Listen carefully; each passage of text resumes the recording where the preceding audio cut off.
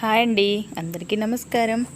So ఇదైతే evening time పూజ అండి. నేను ఈవినింగ్ టైం పూజ అయితే ఇలా చేసుకున్నానండి. మార్నింగ్ పూజ కంప్లీట్ అయిపోయింది కదా, ఇంకా ఈవినింగ్ కూడా ఇంట్లో దీపాలు వెలిగిస్తాను. అలాగే తులసి కోట దగ్గర, గుమ్మాల దగ్గర అయితే దీపాలు అయితే వెలిగించుకుంటానండి. ఇంక ఇక్కడైతే కిచెన్ ఎంట్రెన్స్ దగ్గర అయితే దీపాలు పెట్టుకున్నానండి. ఇంక ఇక్కడైతే మీకు పూజ రూమ్లో నేను పూజ ఎలా చేశానన్నది చూపిస్తున్నాను, చూసేయండి. సో వీడియో నచ్చితే మాత్రం తప్పకుండా ఒక చిన్న లైక్ చేయండి ఫ్రెండ్స్. అలాగే ఎవరైనా కొత్త వాళ్ళు మన వీడియో చూసినట్టయితే తప్పకుండా సబ్స్క్రైబ్ చేసుకోండి. అలాగే పూజలో ఏమైనా పొరపాట్లు కనిపిస్తే మాత్రం తప్పకుండా నాకు చెప్పండి ఫ్రెండ్స్, నేను అలాంటివి ఏమైనా ఉంటే మార్చుకుంటాను. ఇంక ఇక్కడైతే నేను అమ్మవారి విగ్రహాలు అయితే చూపిస్తున్నానండి. వెంకటేశ్వర స్వామి, అమ్మవారు, లక్ష్మీదేవి, విఘ్నేశ్వరుడు, సత్యనారాయణ స్వామి, అలాగే అన్నపూర్ణేశ్వరి దేవి విగ్రహం ఉంది, గోమాత కూడా ఉందండి. ఈరోజు అమ్మవారికి అలాగే దేవుళ్ళకి నైవేద్యముగా బెల్లం అలాగే పుట్నాల పప్పు అయితే పెట్టానండి. ఇంక ఇక్కడ కలశంలో వాటర్ పెట్టుకున్నానండి. ఇక్కడ మనకి రైట్ సైడ్ అయితే నేను అందులో ఉన్న రాగి చెంబులో వాటర్, ఇంక ఇక్కడ అమ్మవారు విగ్రహం చూపిస్తున్నానండి, అన్నపూర్ణేశ్వరి దేవిది. బియ్యం పోసి అందులో పెట్టానన్నమాట.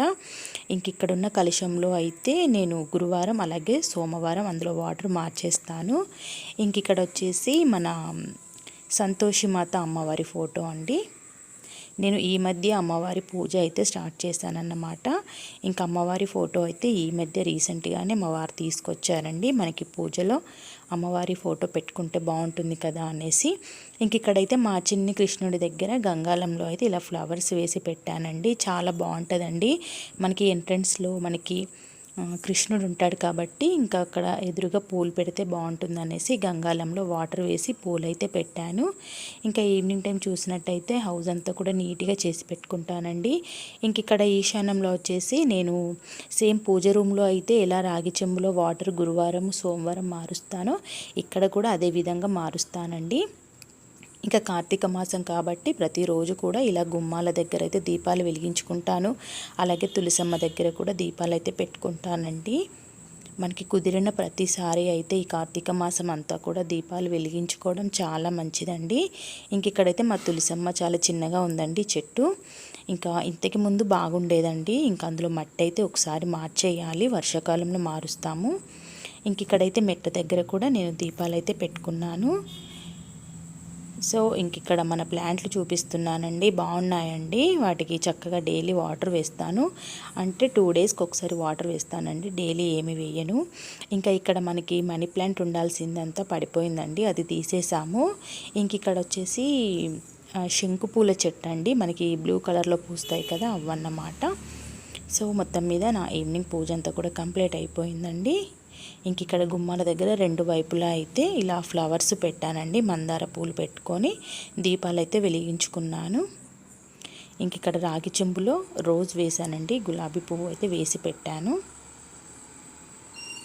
చాలా పీస్ఫుల్గా అనిపిస్తుందండి, ఇంట్లో చాలా ప్రశాంతంగా ఉంటుంది. ఇంట్లో దీపం వెలిగించుకున్న చక్కగా మనకి ఇలా సాంబ్రాణి ధూపం వేసుకున్నప్పుడు అగరబత్తుల మనకి స్మెల్ వచ్చినప్పుడు చాలా మంచి ప్రశాంతంగా అనిపిస్తుందండి. సో నెక్స్ట్ ఇంకా కిచెన్లో వర్క్ అంతా కూడా కంప్లీట్ అయిపోయిందండి. ఇంక ఇక్కడ నేను మీకు చూపిస్తున్న ప్లాంట్ నార్మల్ ప్లాంటేనండి, ఆర్టిఫిషియల్ అండి. అది చాలామంది అడిగారు ఆ మొక్క ఎక్కడ తీసుకొచ్చారు బాగుందనేసి, అది ఆర్టిఫిషియల్ అండి. ఇంక ఇక్కడ సింక్లో అయితే గిన్నెలు ఎక్కువగా ఏమీ లేవండి, ఈవినింగ్ టైం గిన్నెలన్నీ తోమేసుకున్నాను కదా. ఇంక ఇక్కడైతే గోంగూర చట్నీ చేయడానికి గోంగూర కడిగేసి పక్కన పెట్టేసుకున్నానండి. ఇంకా స్టవ్ అంతా కూడా నీట్గా తుడిచేసుకున్నాను, ఎక్కడ ఎలాంటి డస్ట్ లాంటివి లేకుండా హౌస్ అంతా నీట్గా చేసి పెట్టుకున్నానండి. ఇంకా ఈరోజు ఇంకా మార్నింగ్ చేసిన పప్పు ఉందండి, టమాటా పప్పు ఉంది. ఇంకా గోంగూర చట్నీ చేస్తానండి ఇప్పుడు ఈవినింగ్ టైం. ఇంకా చపాతీ చేస్తే అయిపోతుందన్నమాట. నేను చపాతీ పిండి కూడా తడిపేసి పక్కన పెట్టుకున్నానండి, ఫ్రిడ్జ్లో పెట్టేశానన్నమాట, కాసేపు ఫ్రిడ్జ్లో ఉంటే బాగుంటుందనేసి. సో మొత్తం మీద వీడియో అయితే ఇది ఇంతేనండి. వీడియో మీ అందరికీ నచ్చింది అనుకుంటున్నాను. నచ్చినట్టయితే తప్పకుండా ఒక చిన్న లైక్ చేయండి. ఓకే.